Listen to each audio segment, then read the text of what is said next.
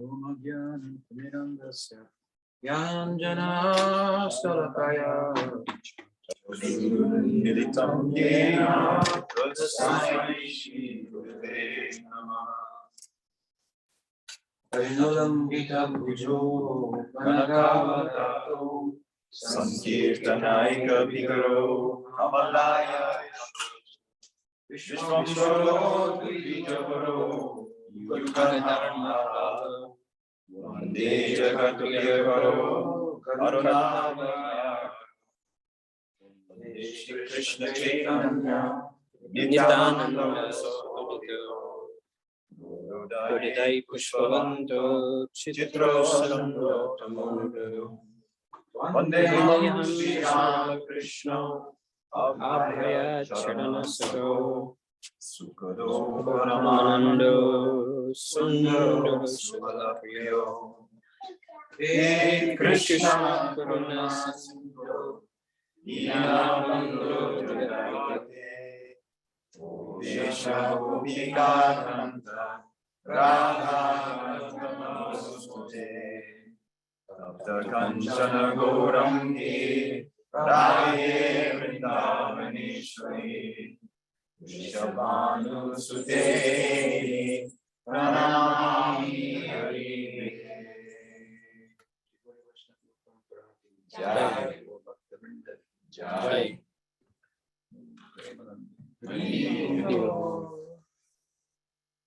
Good evening, everyone. Nice to be with you again.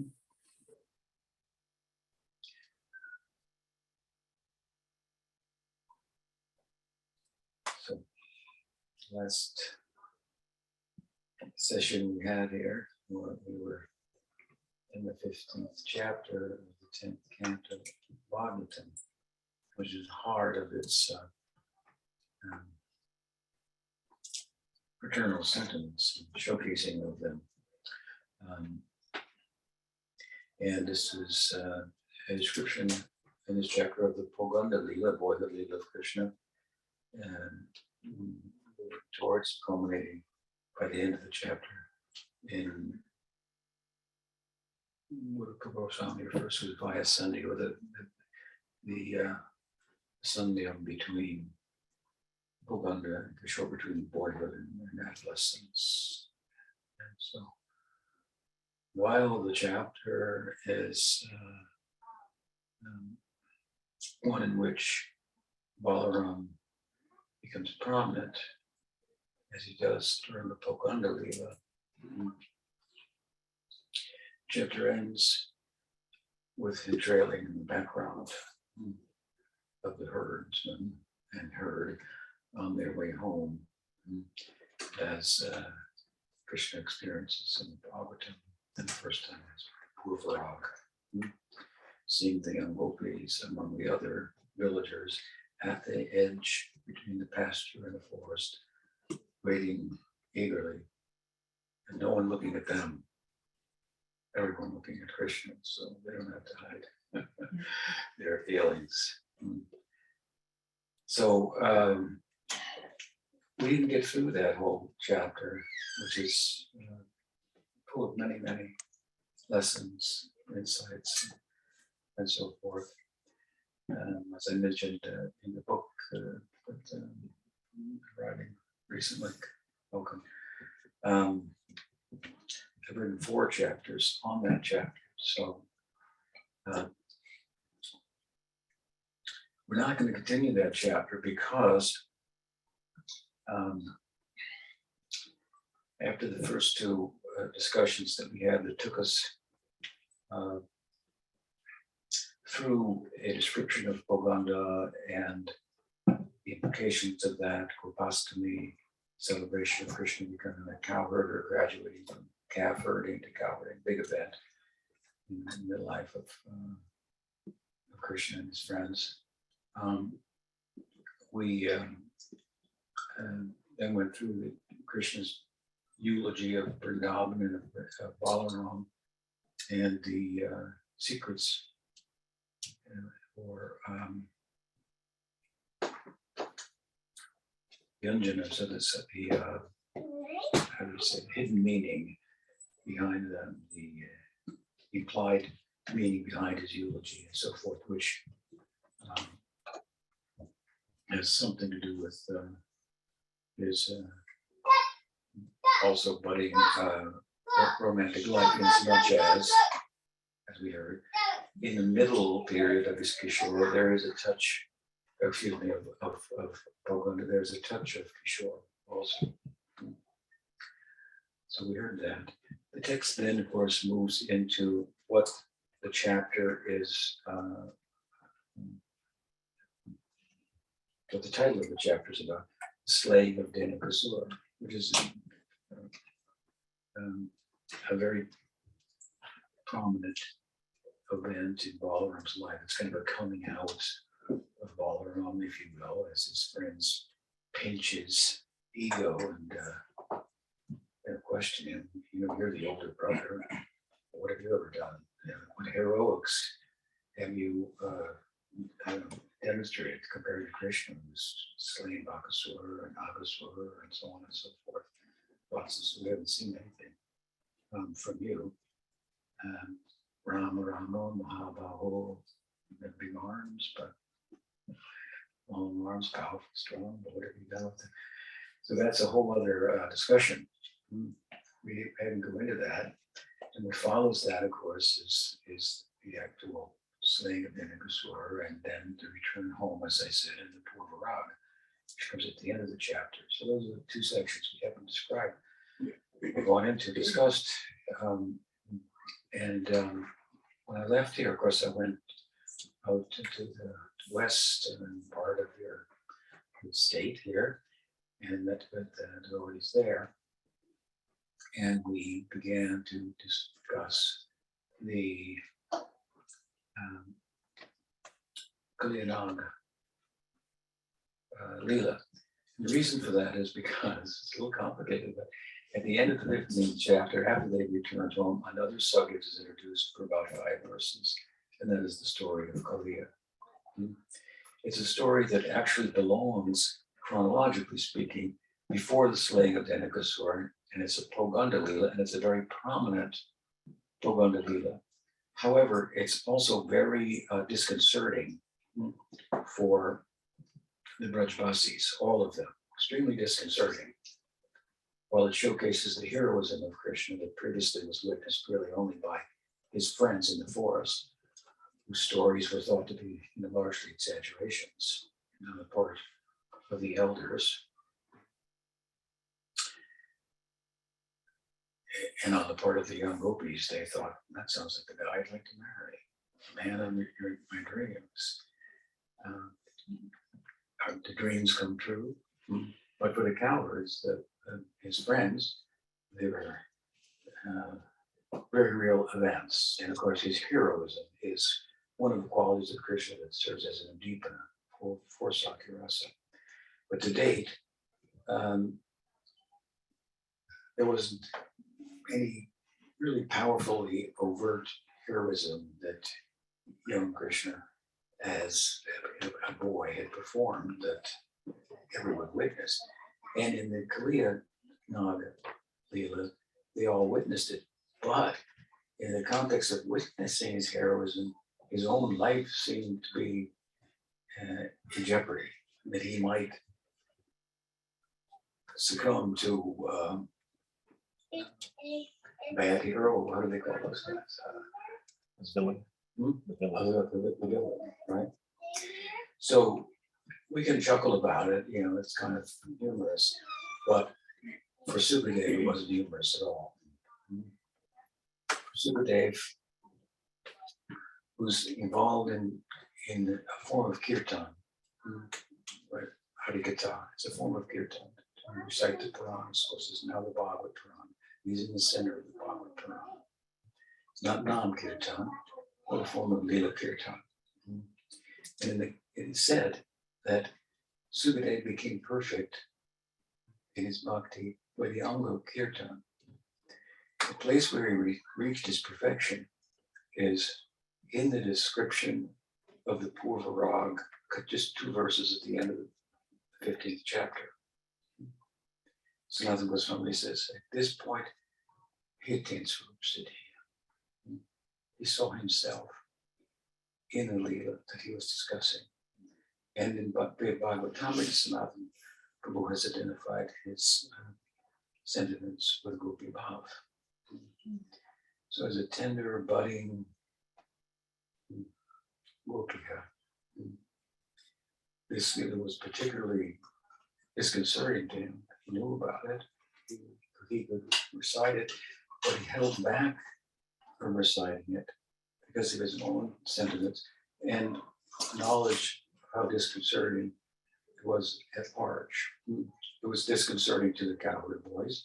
It was disconcerting to the cows, disconcerting to the elders and to the young gopis.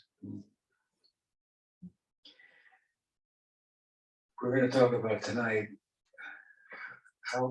what role Balarama played there. And the reason we're going to do that, talk about that, is we're going to continue the discussion of the Kaliya-Lila that we started. And we started it because, as I'm pointing out, the Bhagavatam doesn't always move chronologically. It moves according to the ecstasy of Sukadev. While in other Puranas we can find the chronology. And that's one of the simple ways in which we can describe the difference between books like Harivansh Purana, Vishnu Purana, Padma Purana, where Leelas of Krishna are also described. They're described chronologically, listed, this happened, some names may be given and so forth. But those Puranas are not, being Sattvic Puranas, they're not capable of expressing the feelings of the Leelas. Make them go around, and their express purpose is not like that of the Bhagavatam. Pivata Bhagavatam, Samvalayam, Muhuro Rasiku Bhavaka, as it says at its onset, in the third verse. If it is such, ripened fruit, Galitam, it is a plum fruit, and Galitam. How easy it is to get. It's fallen from the tree. It's ripe, it fell, and you can go and just pick it up. It's so overflowingly giving it. And that's, of course, what Vyasa was charged with doing on the part of his guru Nard when he expressed some despondency after having compiled all of the sacred text as the traditional perspective goes. He felt undone, incomplete, and Nard appeared on the scene and answered to his incompleteness by way of saying, well, no wonder. You have spoken about Gyan, Karma, and a little bit about Bhakti, but not about Bhakti in no uncertain terms as the means to attaining transcendence, as the passport. Even if by Gyan and Yoga, you get a passport, a visa, you get a passport. You still need a visa to enter into transcendence.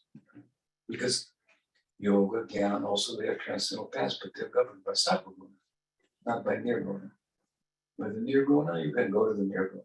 By Sattva-guna, you won't find the power. There's not, that has no currency there for purchasing a house, land, beyond death. So you get a passport, seems like a big thing.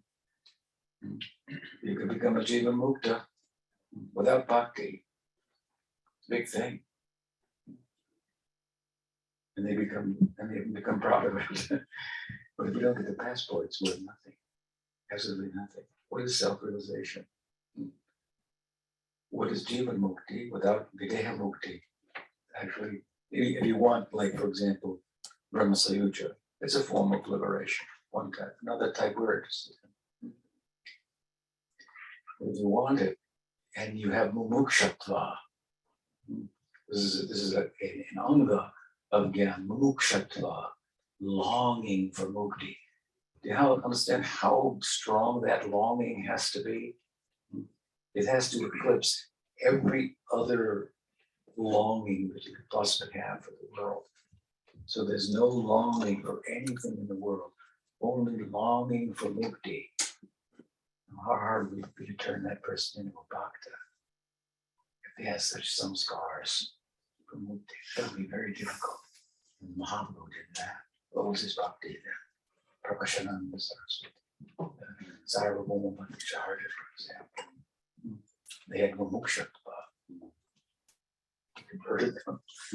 Desires for material things, that shouldn't be too hard to convert people from. They offer nothing in return except trouble for the effort that's made.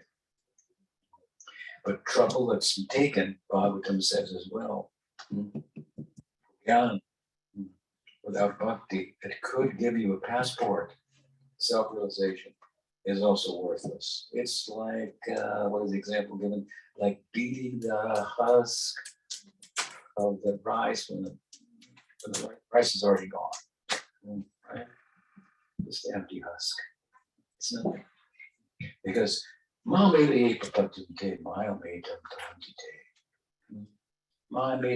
you can taranti, cross over by my blessing very easily, although otherwise in the Gita, Krishna says, well, it is mama maya duratyaya. Duratyaya, it is insurmountable. It's impossible to cross over. But by my grace, by bhakti, I think it's a little bhakti. A little bhakti mixed with jnana, that'll be fruitful. Then you can get sattviki bhakti. It takes shelter of sattvaguna. It's not sattvaguna.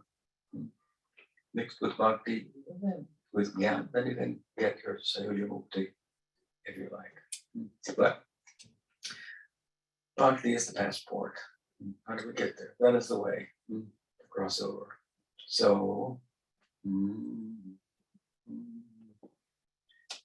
saying, too many thoughts. So, at any rate, you'll come, I'm sure.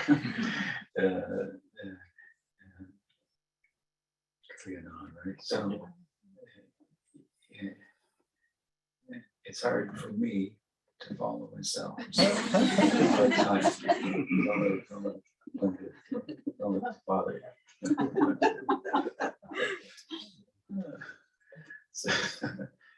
So, of course, Sukadeva was an Atmaram. That's central to the Bhagavatam. He had a passport.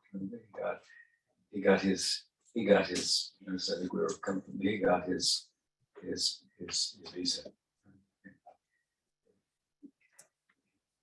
He got Swarup City. So he has very, very tender heart. He didn't want to tell the whole story. He didn't know how it might affect Parikshit Maharaj. And so he put it off. But at the end of the chapter, he's conflicted because he thought, well, it is a Kaliya-Lila. I have to say something, a few verses, I'll just say a few things. We'll move on. But then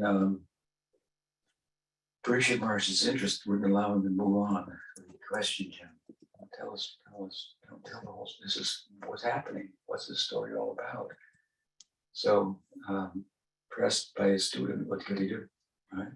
He has to reveal all the secrets to the student relative to the student's level of interest. That is his obligation. They're not interested. Well, that's another thing. Then wait till that day comes, so the teachable moment comes. It's expressed by the student himself or herself. So, for that reason, we began discussing the Kaliya-Lila.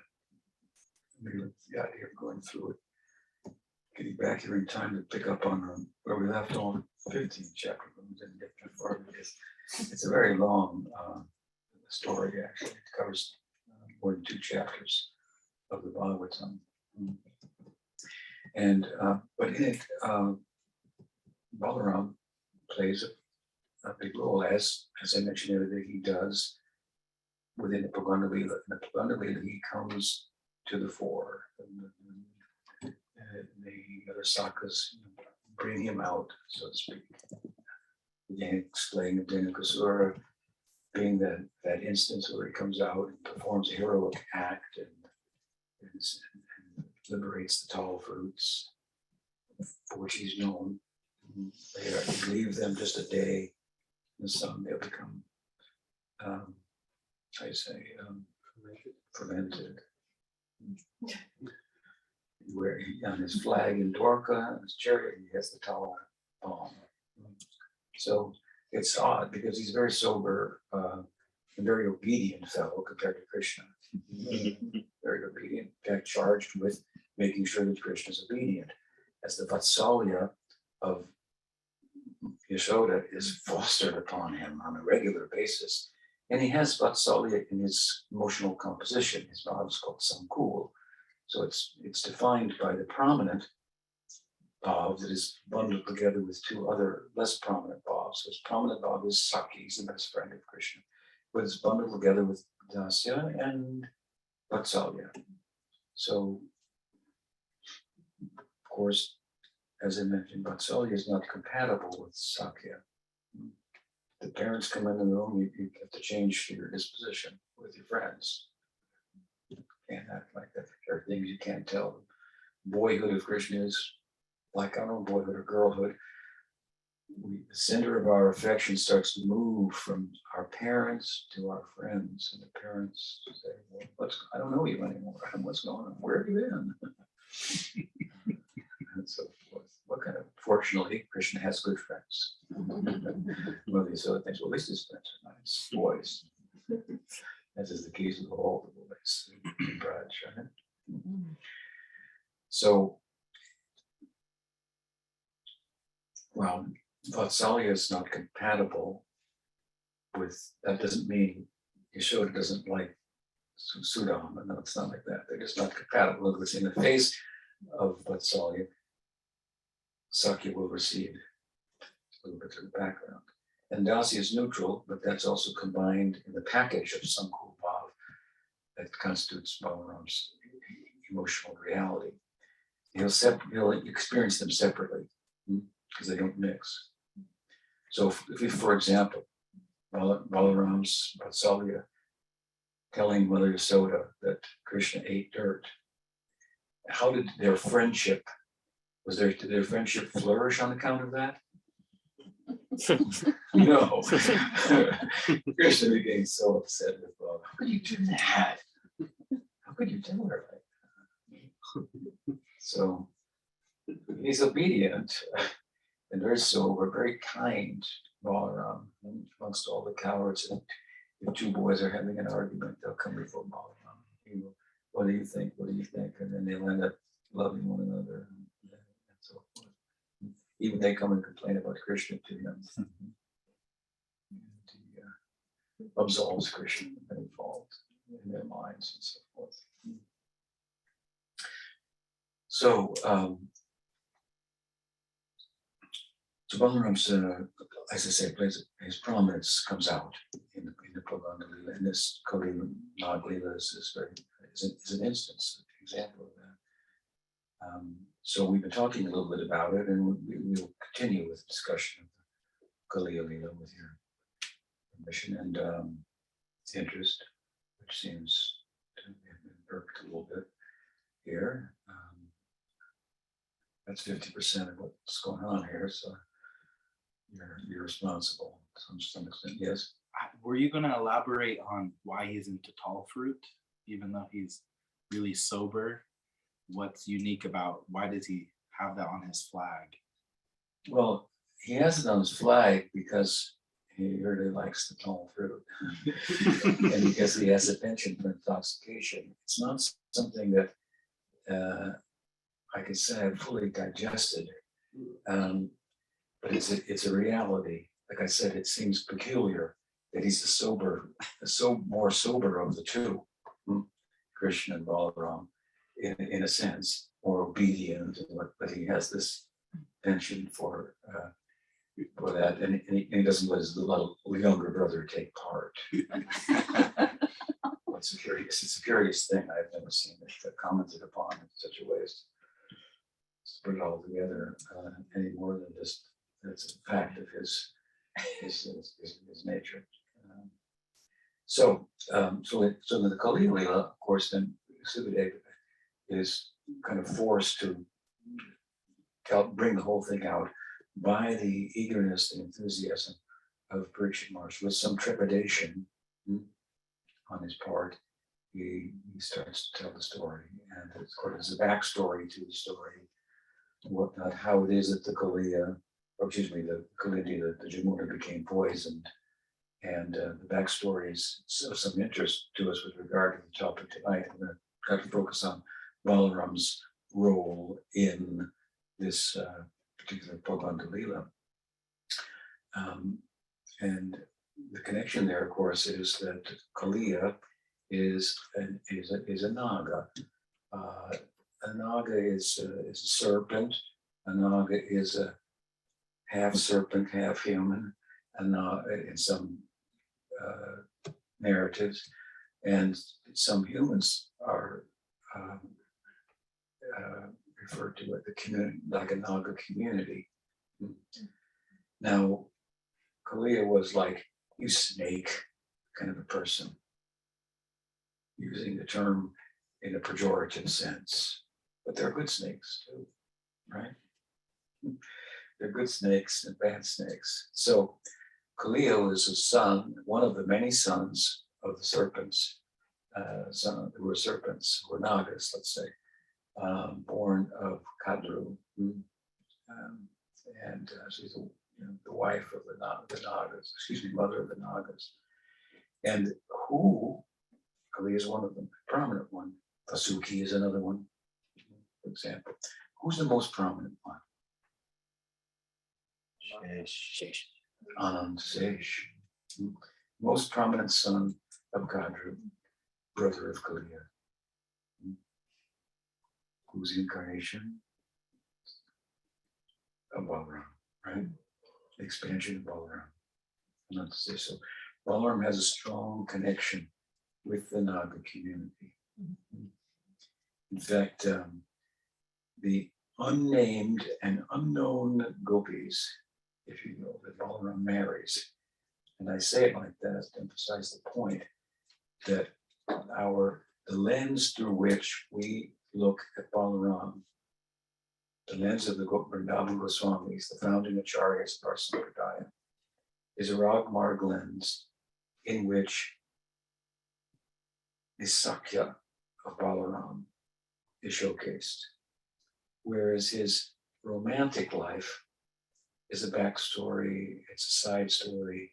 It's not considered to be rag, it's Mariada. There's no parakia there, for example, either. That's a whole other story, how Balaram got married, but, he got married at the request, during the Holy Lila, when it's all right for boys and girls to be playing together in the night, and the whole town is celebrating and throwing colors and so on and so forth, making an effigy, and burning some demon and whatnot. So some girls developed a crush on Balaram, but Balaram didn't really respond to it very well because he's really preoccupied with being the friend of Krishna. And Krishna wasn't married, so why should I marry? But later on, when Krishna sent him from Dwarka back to Vrindavan, he said, among other things, and by the way, when you're there, you should marry those girls. They've been waiting for you all this time. Said, okay, yeah. So he got there. Of course, he delivered the message to the friends of Krishna, the parents of Krishna, ultimately to Krishna's gopis.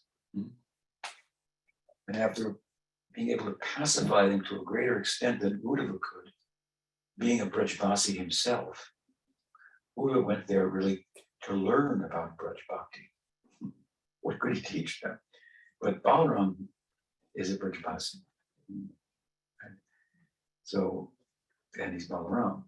So he was able to do what Uddhava couldn't do and assure them in greater measure that Krishna would return. And Radhika turned to him and said, okay,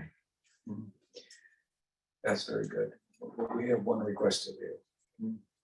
And that is that those girls have been waiting for you for so long. If you would marry them while you're here. You say, well, okay, I have to get Nanda's permission. So you see, he's putting it off, and not to make anything less out of those Balaram's gopis, Skijaya, at their feet, but Nanda Maharaj, yes, you should marry them. So he had permission to marry them, so on and so forth. But we don't know their names. So how could we do Rag Bhakti and become a gopi of Balaram? That's not the window of opportunity that's being presented to us in our sampradaya. Because if you want to do Rag Bhakti, you have to follow somebody who has that bhakti, and you don't even know her name. And by the way, those girls are from the Nadu community, in case you want to think about it again.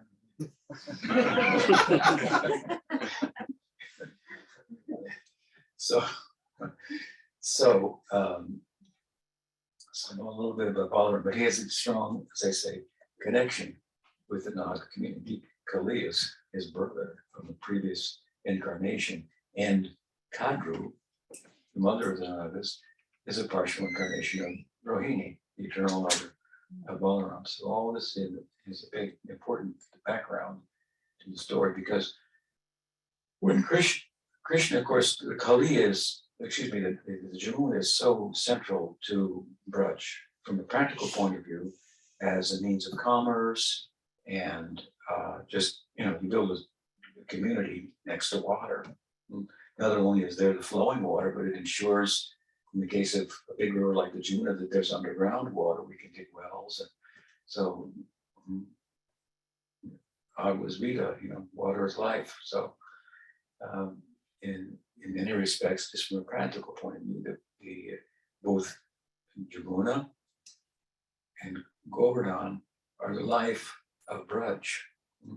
The Jamuna, in ways in which I'm speaking, water, and Govardhan with the grazing facility that it provides for the cows and so forth. That's why they crossed the Jamuna early in Krishna's Kaliya-Lila to settle in Vrindavan near Govardhan, because how it provided sufficiently compared to where they were for the cows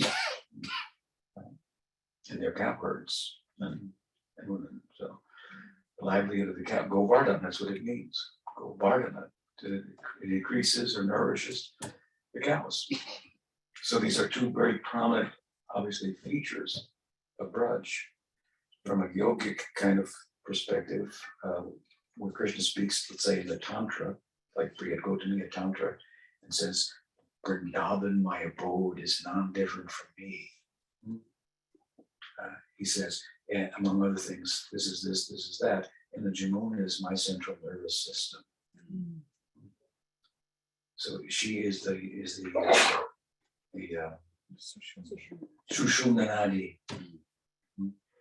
in a macrocosmic sense. In a macrocosmic sense, everything, Vrindavan is the biggest place, as small as it looks. It's the biggest place because the most is there. Everything is there. It's what it's being driven by is nowhere else, but there's a representation of everything else there. Even Varnashram is there, just kind of superficially, right? As a structure and so forth. But the bhavas that drive it, there's nowhere else. But whatever you can get anywhere else, you could get there. So if we look at Vrindavan in that way, we come from our small, constricted, limited bodily, biological, psychological frame of reference within time and space and so forth. So to get beyond time and space, to realize that you have a life beyond time and space is pretty spacious. Wow, a lot of room here. So when we talk about Brahman, for example, it sounds pretty big, and it is, because Brahman is everywhere. Therefore, it can't move.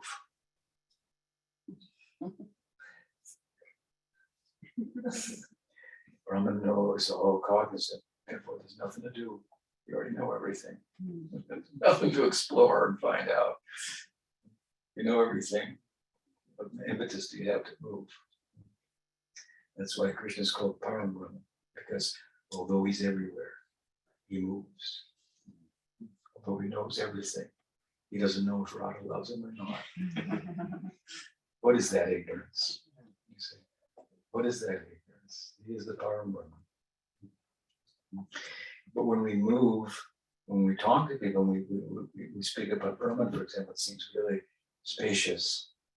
Then we start to talk about Vaikuntha, it starts to become small again. Other forms, planets, what? But the movement that's taking place is a movement towards, away from selfishness and towards love. Right? So if you stop taking, well, that's part of loving. You don't take, you don't exploit, then you're not a taker. You may not be a giver, but you're not a taker, and not taking is part of being a giver. So Brahman is like that, you're not taking. So no one's chasing you. In the material life, we're taking, we're hunting. And the reason we're hunting is because we're being hunted. But who's hunting? We're hunting ourselves.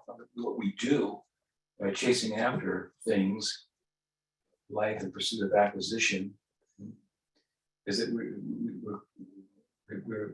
creating, we're taking, so we owe. So off to work we go. We have a debt.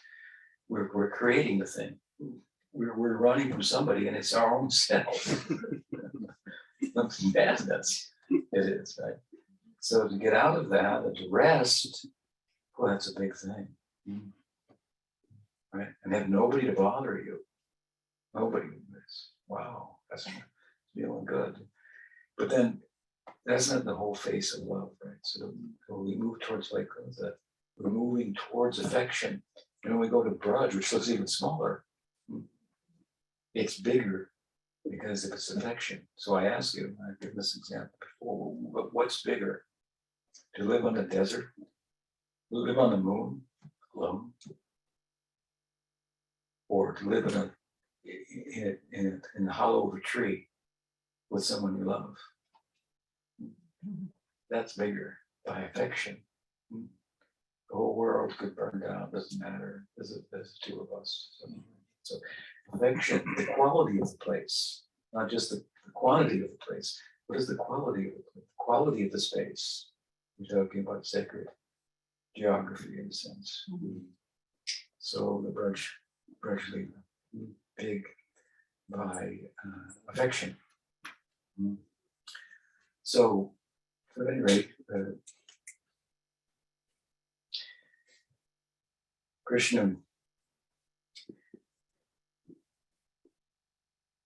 thinking about the Jamuna, and which is part of the sacred geography of Braj, which is macrocosmically, as I'm explaining it, the Sushumna Nadi, which is microcosmically within us, that channel from the heart through which the yogis pass from the heart through the top of the head, right? It's a difficult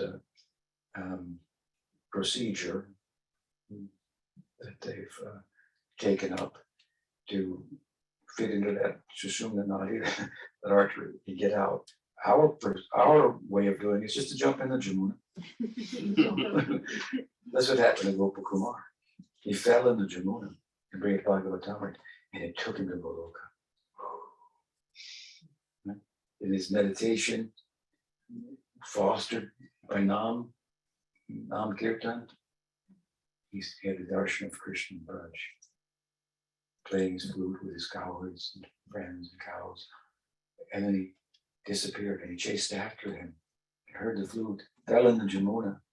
Then he tells, beautiful description, it took him faster than the mind, and he ended up in the That's our method. So the Jamuna, very special, very dear to Krishna. And it's become polluted. This is a long, old story. Story of Kaliya had gone there because he thought he would be safe from the wrath of Garuda, who was a half brother of the Nagas in Kaliya. There's two wives, Kadru and Vinata. Vinata had two sons, Arun and Garuda. anyway, there was, due to the family circumstances, it turned out that Garuda and his mother and brother became enslaved by the Nagas. They were the bad Nagas. And so it was a childhood trauma for Garuda, who was a fish eater, and added snakes to his diet. So he and Kaliya had some disagreements with one another, and Kaliya was no match for Garuda. But when he heard that Garuda had been cursed by Surabi Muni, who was meditating in the Jamuna underwater. Imagine how powerful he was, right? Real spiritual. He could live underwater and meditate for long periods of time. And he cursed Garuda because Garuda was eating fish, and he thought, this is an act of violence. And you should stop. If you eat one more fish, I curse you to die. That's what he said. So Garuda is a great Vaishnava. You can understand, this guy doesn't know what he's talking about. He doesn't understand the Vaishnava. But I won't bother with him. He didn't leave the place out of fear.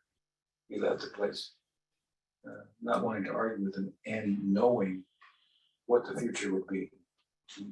So upon leaving, of course, he put some celestial drops of water on one kadama tree, and then he left. But Kaliya, not being so wise, thought, hey, Garuda has been cursed, he won't come there, I'll go there. So the net result of Subari Muni's Prabdha Sattvic karma in the form of compassion,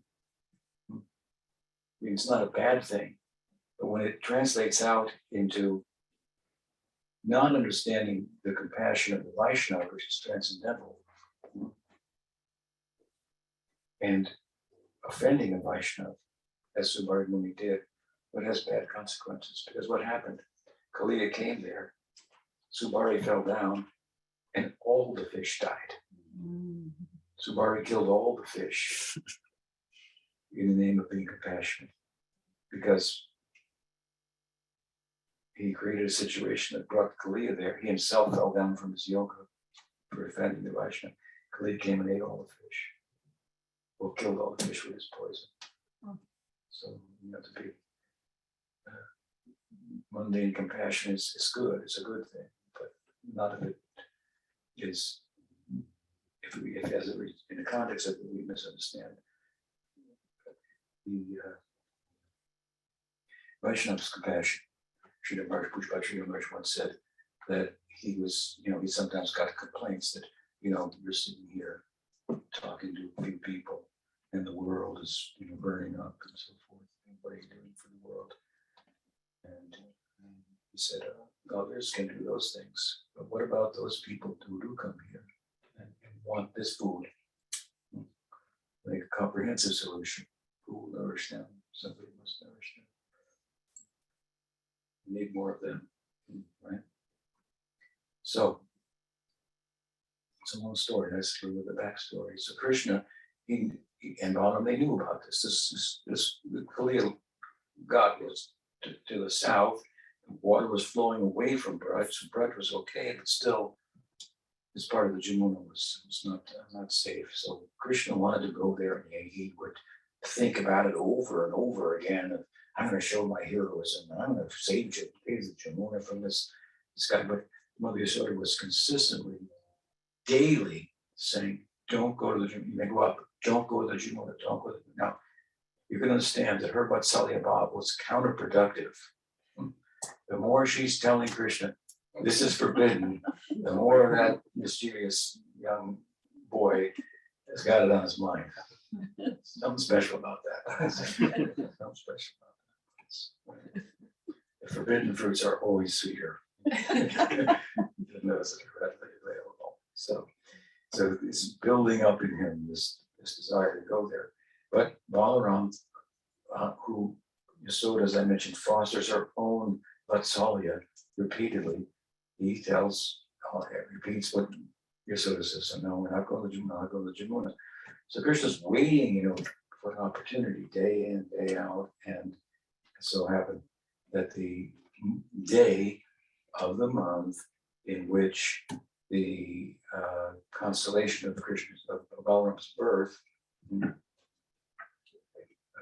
appears, it was a kind of a mini birthday. So he was tied up by Vatsalya Rasa at home. Parents wanted to keep him at home, mother wanted to keep him. Some relatives would visit and so forth. According to Bhakti Sindhu, he sent a message on the cow. Tell Krishna, I'm going to, I can't come today, but don't go to the Kaliya lake. But Jiva Goswami comments, but he was late. Coward boy was late. And Krishna had cows at that time that were pregnant. And he knew that the grasses near the Jamuna had not been touched for, they were just really good grasses there. So he wanted to bring the pregnant cows there and he would check out the lead and so forth. And so he went, right? Yeah. And with interest in the Kaliya, he went a little bit ahead to look over the scene, right? And meanwhile, the cows drank the water and died. And seeing that the cows died, the coward boys drank the water and died. Now you might think they're stupid. They saw that the cows died. Obviously there's something wrong with the water, so why did they drink it? But don't think those coward boys have done. No, they're dharmic. They thought, here we are, we've just gotten charge of the cows. The livelihood of the Holy Braj. This is our dharma. This is what we live for. This is our purpose in the context of the drama, right? They're cowherds, Aviras, Vaishyas. So they thought, if on our watch the cows have died, there is no meaning to our life. We will die. So they drank the water. And Krishna heard the cries and moves as they passed out and returned and thought, oh, just see. Rationalizing as I did about being a hero, I've created this problem. Just see. So, of course, this was an opportunity for the Aishwarya Shakti to manifest in the context of Lila. So Krishna expanded into as many forms as there are coward boys and revived each one personally. And then he revived all the cows. We moved and licked him just like there was the calf had been born.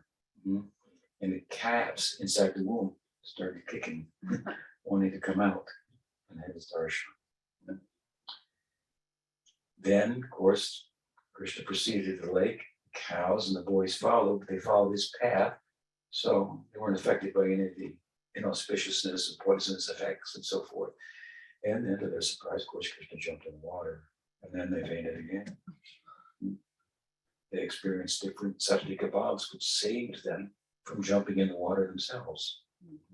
The sattvic bhavs, passing out, trembling, falling in the arms of another cow, would save them from jumping in the water, which would have been more problematic. Right? So now Krishna's jumped in the water. Kali is down in there somewhere. And what is Krishna doing?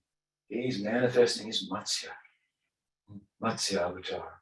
You can imagine what a good swimmer he was then.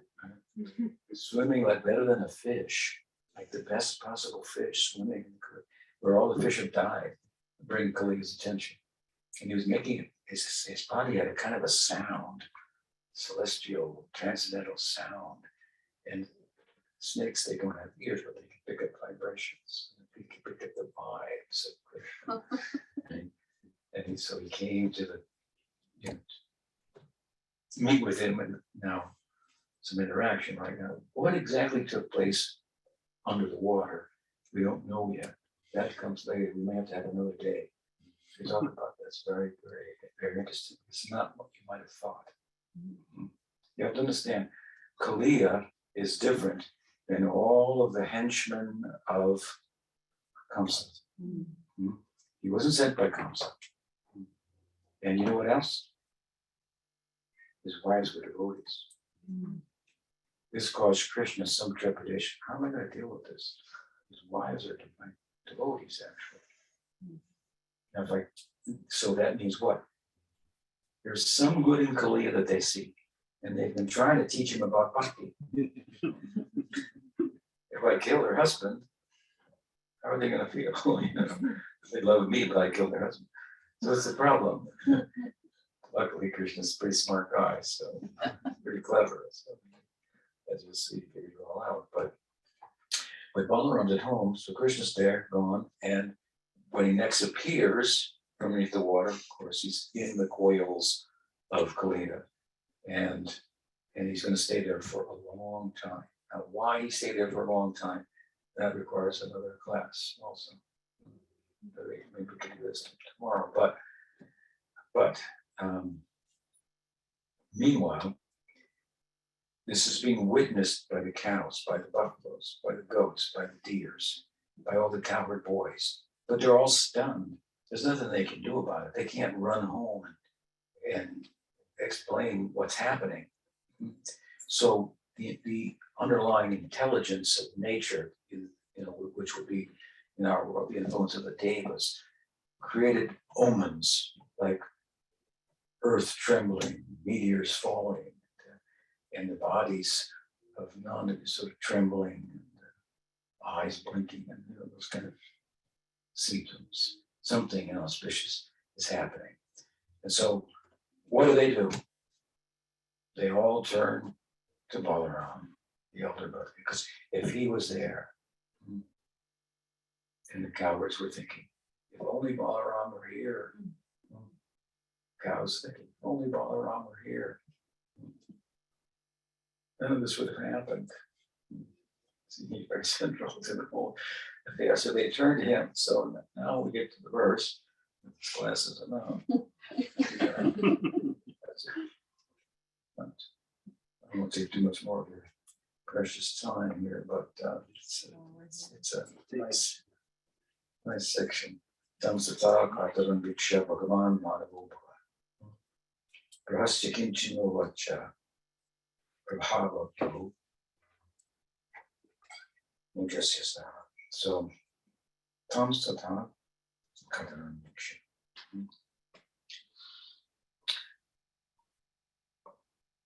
So that means, as I say, they were all afraid, so they just naturally turned to Balaram. It's kind of instinctively. He's Krishna's other self, whether they know it or not. I mean, he's his brother, he's the older, but he's going to get some wisdom from him.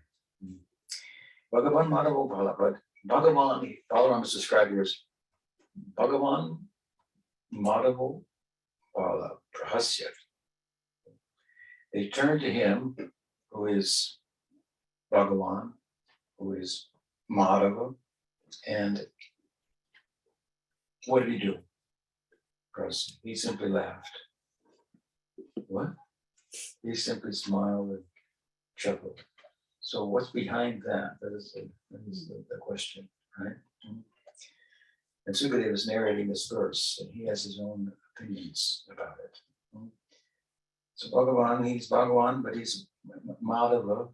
So Madhava Sukadeva is thinking, he calls him Madhava because he's thinking Madhava is also a name that identifies Balaram with his Kshatriya heritage.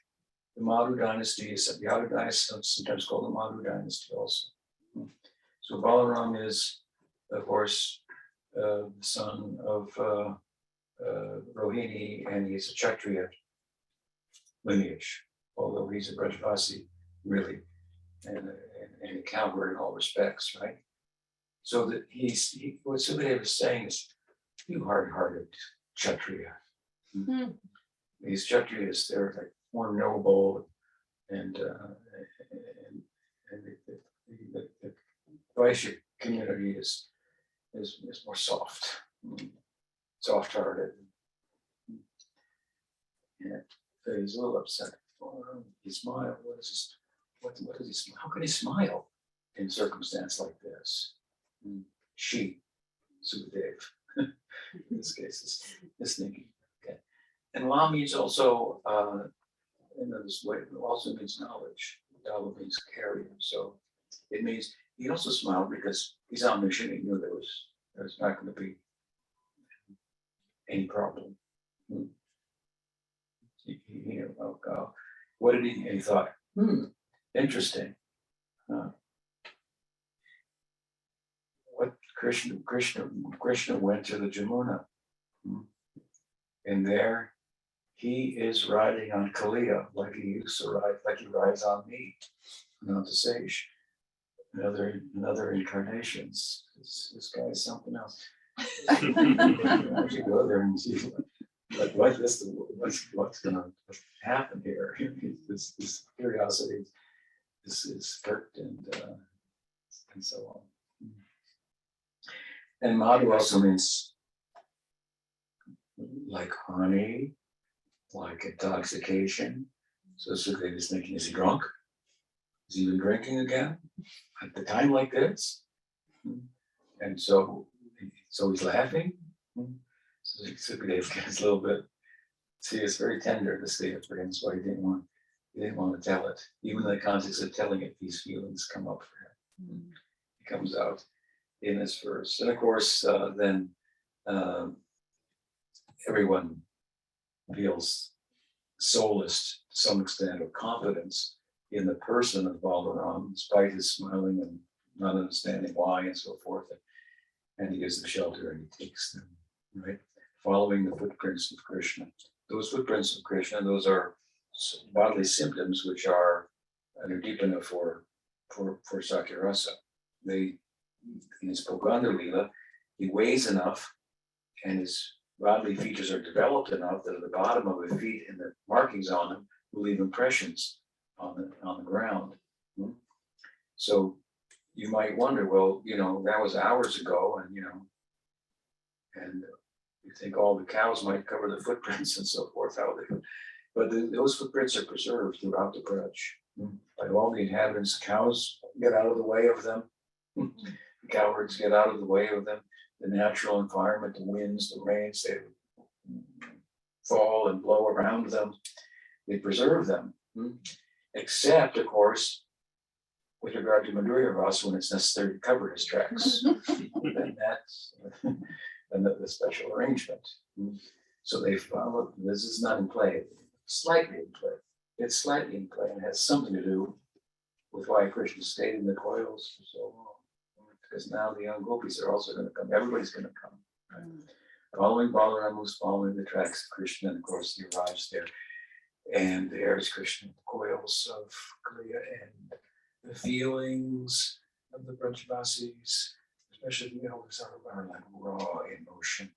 They feel like a mother cow or bear or moose or something whose young are in danger. There's no thinking, there's just raw emotion. And they're ready to throw themselves into the river. They're frozen by their sattvic bhavs, and then they begin to melt into the river itself to do something about it. And Balaram has to stop them by words, by voice, in some cases by his arms, and pull them back. And he gives some reasoning that I've put in the words, and I'll just read that to you as we come to a conclusion here. Wait. This is Balaram speaking to everyone. And then Mother Yasoda is like insane. She starts talking to the cows, thinking they may have magical powers and mantras or something, because they seem to be talking, and the boys seem to be stunned and unable to talk. It's a peculiar situation. So she's thinking that maybe they're sages and they've got some mantras to give and solve the situation. And then she starts talking to the trees who have bushes that have herbs, thinking that they're the doctors. So she's a mother. She's gone insane. She's experiencing this kind of subject above.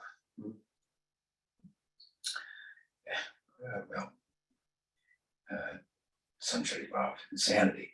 So it's a trying situation. Balaram, this is what he says. This is how he feels. So wait, Gargamuni has said, that according to Krishna's birth chart, he will save Braja from all kinds of obstacles. Therefore, don't think he himself will. Don't you think that he himself will be saved from apparent danger? Be patient. Furthermore, if you all jump and drown in the river, and meanwhile Krishna frees himself, who will raise my little brother? You will then be guilty of neglecting Garga's order to take care of this precious boy. Now, this is like really bad logic. He's got the power to overcome all obstacles. But if you die, who will take care of him? But this logic makes perfect sense in Braj. Yeah, that's perfect. So we get some solace from Balaram's words. And of course, Balaram is conflicted. He knows that there's no real problem, but he knows that there's a real problem at the same time. He knows that Krishna is not in danger. He knows that Krishna can save the situation, but he also knows how the Brajbasis feel, and that's a real problem. They feel that there's a real problem, that Krishna is going to be vanquished. So his Karuna Rasa for all his inhabitants is very powerful, conflicting with his omniscience, and Krishna's arranged the whole thing so now he's going to free himself from the coil, embrace Balaram very beautifully, and so on. And then we'll have to go talk about this maybe tomorrow. The aftermath, which is interesting and insightful. So just a few words on the Kaliya-Lila. He becomes a good guy in this story. Krishna Balaram.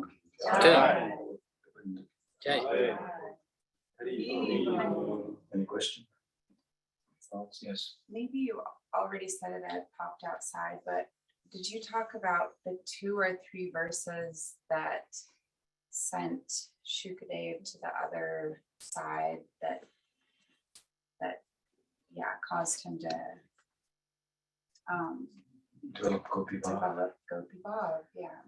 We didn't go into that whole section. That's a whole another session we'd like to have, and I don't know if we're going to have time to get back to it, but we got a lot of time overall. These things, time passes when you're having fun, but there's a lot of it. So, but was it during this Kaliya-Lila? Yeah. That okay? No, it wasn't. No. You see, I'll just go again briefly. At the end of when they come back from killing Danakasura, at this point, Krishna sees the gopis. They exchange eyes, and they experience Purvarag. At this point, he enters in. But he hasn't told the Kaliya story yet. He's been holding back. So he's telling it now, but he's already detained Swarup City. So he's very much entered in the mood of Braj Gopi, a young, adolescent Kishori. And so this is especially traumatic, as it turns out, on the Gopikas, this Kaliya-Lila. What else? Other thought? Yes. Whereas you said Garuda sprinkled some water on a banana tree. Yeah, that's the tree that Krishna climbed. It's the only tree that was living there. When he got up on the tree, then he tightened his sash and made sure his clothes were in place. It's called Suvesh, one of his qualities, particular stressor. That's a satvika, that's a udipanam for Sakirasa also. Because in boyhood, Krishna and his friends, they start dressing themselves instead of their mothers dressing them and so forth. So they're very conscious of that. Like I said, when I was a kid, I think I mentioned the other day, just before I turned from Kumar to Paganda, from childhood into boyhood, for Christmas I got a sweater. I thought, what a dumb gift. But when you go into Poganda, then it makes a little sense. Well, especially when in the Poganda there's a touch of Kishore. It's the case in Braj Lila, poor Krishna and all of his friends. The Poganda Lila is like Kavi collapses it entirely into the Kishore Lila practically. so it's appropriate, and of course, based on the Bhagavatam's 15th chapter, the 10th canto, which is like starts Govinda, and there's threads of tinges of Kishore coming through, and ends in entering in Kishore. Yes. What's your name? Narayan Das Vijay. I'm greedy, so I have two questions. One's just a yes or no follow-up. Is the tree currently in Kaliya-Lila in Vrindavan this same tree? Yeah, and it's said in the Brahma Purana that those whose bhakti is pure, they see this tree blooming all the time. There are many nice statements in that Purana about the mystical visions of Braj, that those who are Krishna conscious, who are actual Braj Vasins have. So one of them is in relation to this tree. So what else? My second question is in relation to like this divine vision, or like when you speak of Gopakumar jumping into the Jamuna and being transported immediately like this. For us, we're told so much like, oh, bathe in Radhakund or chant this astakam, and you'll go to Goloka, or you'll be liberated. That hasn't happened for me. I feel a little cheated. But I get it's my material, my lack of shraddha, my lack of faith, my lack of real desire for that.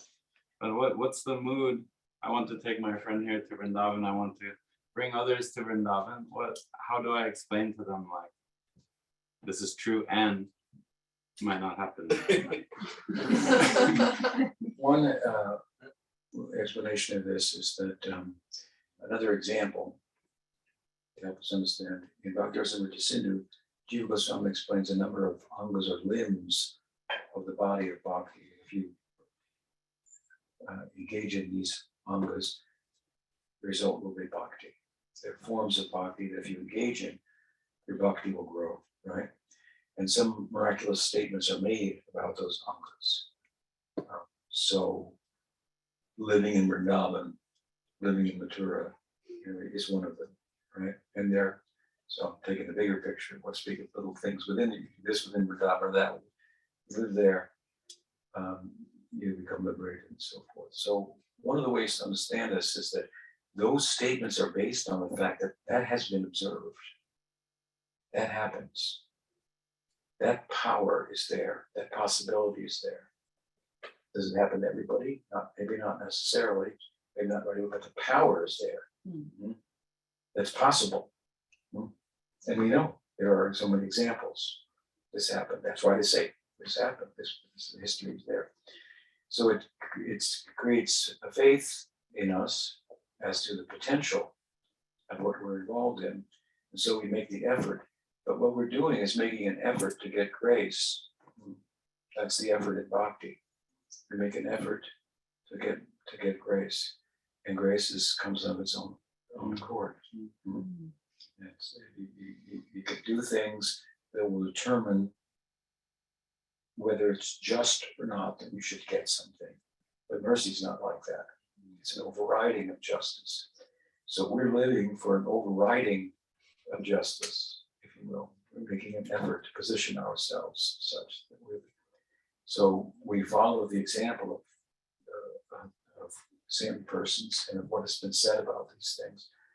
And what that does is it creates impressions, some scars over time for bhakti and for a particular kind of bhakti and so forth. And eventually some scars, or the vrittis, they turn into some scars. They're like impressions that group together. They become samskar. That means they become powerful. That they, like materially speaking, you do things, similar impressions will cause some scar, and then you find yourself doing those things, whether you want to do them or not, right? So it'll become in time that you'll be doing bhakti without thinking about it. You just by the force of bhakti, some scars, impressions. So you should go to Braj thinking, I will get these impressions.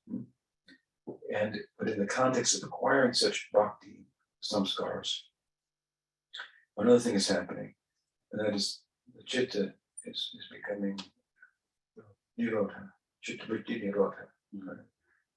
For example, quote the sutras of Patanjali. So what's not impressions that you don't want are being cleansed away. So sometimes the lower effect that may take before the decorating takes place, you have to clean the house. So we should have confidence in these things. This is has happened, it can happen, and therefore it's good for me to invest my time and such. And that in itself will build your bhakti. But you have to understand also that mukti is very, very rare and difficult to attain. What to speak of praying? There are all kinds of mukti. There are all kinds of, not everybody in Vaikuntha has mukti. Not everybody in the Brajloka has praying, I should say. Therefore, praying prayojan, this is said to be the goal of a sampradaya.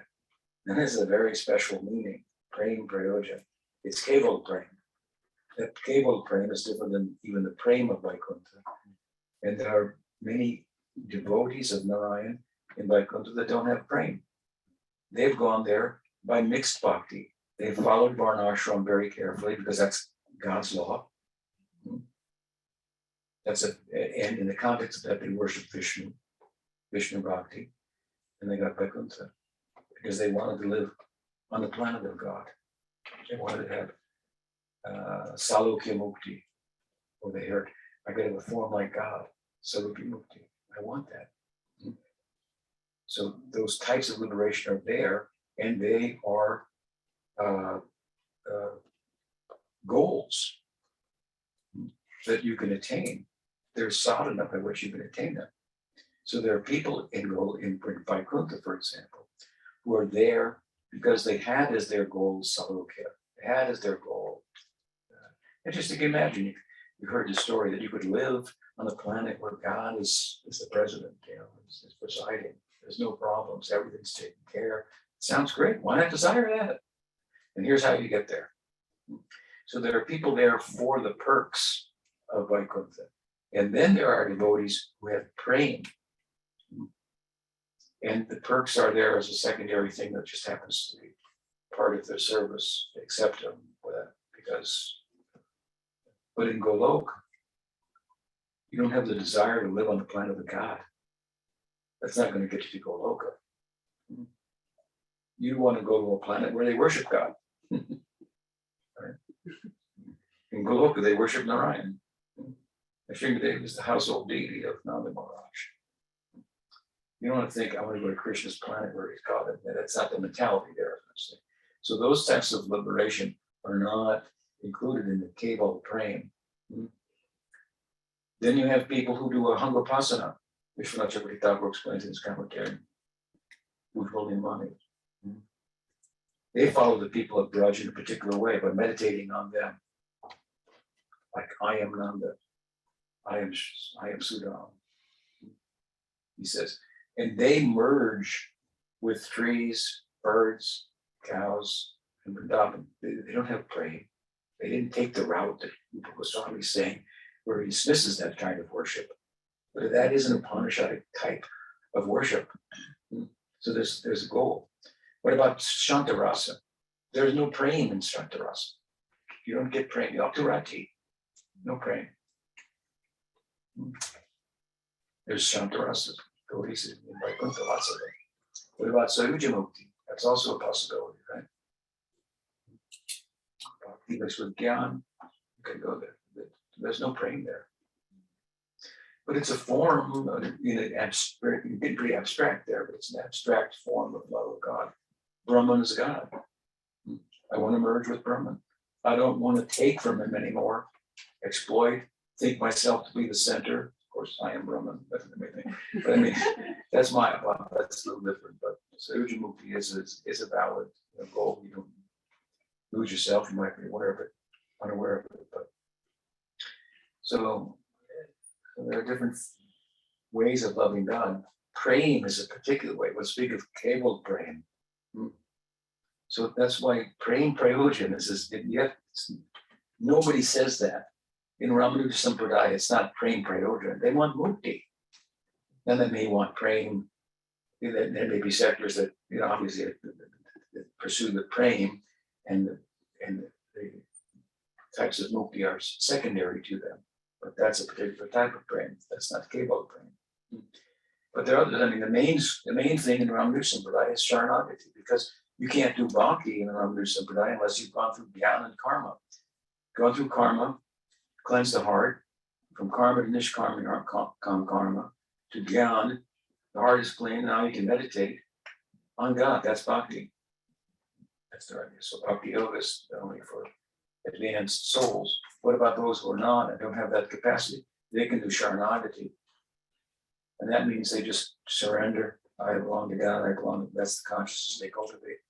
And then they go to heaven, they die and go to heaven. They don't become self-realized before going there. So it's an easy place to go to, comparatively. Some people will run out, oh, no, it's too hard. It's too hard, but if you listen carefully, it's too attractive.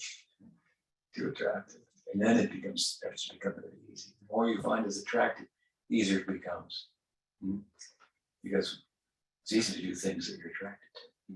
And Krishna has great power to attract us, charm us. You like Lila? Let's tell the Leelas of Narayan. Where do we start? Okay, his avatars have some Leelas, but what goes on there? What are the Leelas of Vaikuntha?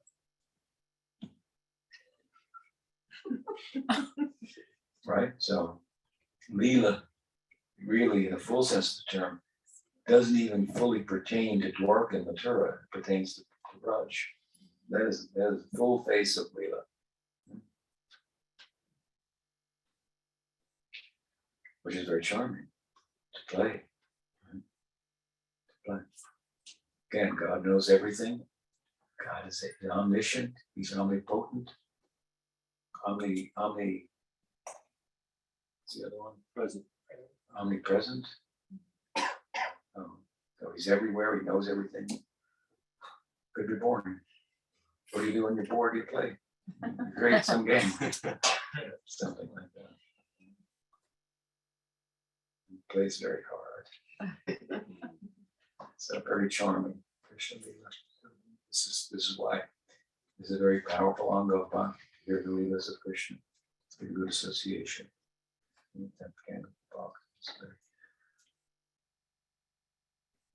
Easy to develop attraction. Once you have attraction, easy to practice. All right. And you were talking about these kinds of liberation. Isn't it like if you achieve one of them, automatically you achieve the other? It's like no, not necessarily. No. There's a gradation between them. Mhm. Well, of course, you're going to live on the planet of God. That's true. But you might have the form of God, and not have Aishwarya, Samipya. You might not be a personal servant of Narayan. You could be just meditating. There are people just meditating and going, but this is a weird place. It's a hoax. It's nothing like what we know. The nice thing about Goloka is that's like us. It's like we are. So we can fit in there. I remember once I went to the Padmanabh Kshetra in something. Where's that? Rambuchi, Where? Sri Ram. No. Oh, Hmm? No. No.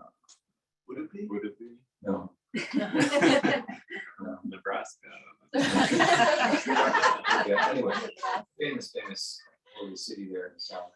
Padmanabh Kshetra. If this is a temple of Vishnu, it's a city. It's this incredible city of stone, right? And there's big deity of like Mahavishnu, like 20 feet long, lying down like this, and then there's little temples all the way around of the Shringa and different avatars and so forth. I went there on Ekadasi, and it was like I entered into Vaikuntha, and then they were bringing out the Vijay Murti, small Murti, taking him around to the temple, and every 20 feet they'd stop and there'd be trumpets and chanters, elephant, all, it's like so opulent and so extraordinary from different from what's just outside, the door. Vaikuntha it's a hoax. It means it's like overtly transcendental. And meanwhile, Brug is Prakrita. It's kind of like a human life. It's easier to fit in there. It's more charming. Love it. Gaur Bhakta Vrinda ki jai, Vaishnava Guru Parampara ki jai, Sri Bhaktivedanta Swami Prabhupada ki jai, Shakti Dev Swami Maharaj ki jai, Sri Bhaktivedanta Parivar ki jai, Gaur Bhakta Vrinda. Jai. Gaur Prema. Sri Purari Goswami Maharaj. Jai. Thank